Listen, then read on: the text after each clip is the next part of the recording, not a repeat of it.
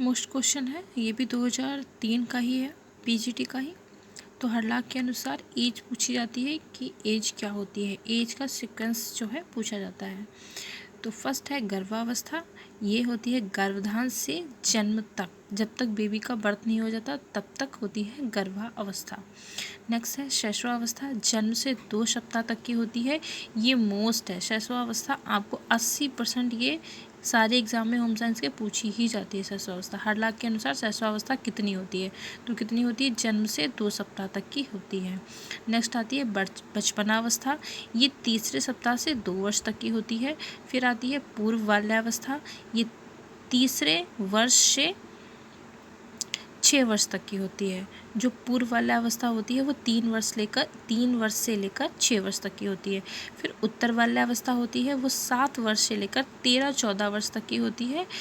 ये जो बैसंधि काल है, एक पॉइंट ध्यान रखिएगा, ये बैसंधि काल है। बहुत सारे राइटरों ने बैसंधि काल को नहीं बताया है, लेकिन हरलाख के अनुसार बैसंधि काल है।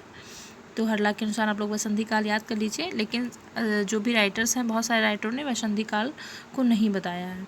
उन्होंने उत्तर बाल्यावस्था और बाल्यावस्था को ज्वाइंट करके ही बैसंधि काल को उसमें ज्वाइंट कर दिया है। ठीक है, तो बैसंधि काल जो है वो 11 से 12 वर्ष होता है। 11 से 12 वर्ष लड़कियों में होता है और 13 से 14 वर्ष लड़कों में होता है। ये बात आप लोग ध्यान रखिएगा। एक फिर आती है पूर्व किशोरावस्था। पूर्व किशोरावस्था जो होती है वो 13 से 17 वर्ष तक की होती है। फिर आती है उत्तर किशोरावस्था। उत्तर किशोरावस्था जो होती है वो 18 से 21 तक आती है। फिर आती है प्रौढ़ावस्था। प्रौढ़ावस्था जो होती है वो 21 से 40 वर्ष तक की होती है। फिर आती है मध्यावस्था। मध्यावस्था जो होती है वो 41 से 60 तक की होती है। बहुत सारे राइटरों ने मध्यावस्था और प्रौढ़ावस्था को मिक्स कर दिया है, ठीक है, बट हरलाख ने है सारी अवस्थाएं बताई हैं। लास्ट आती है वृद्धावस्था। वृद्धावस्था को 60 से लेकर जब मृत्यु पर्यंत तक। हरलाख के अनुसार सारी अवस्थाएं फुल हैं, बाकी राइटरों ने कुछ कुछ कम करके अवस्थाएं दी हुई हैं।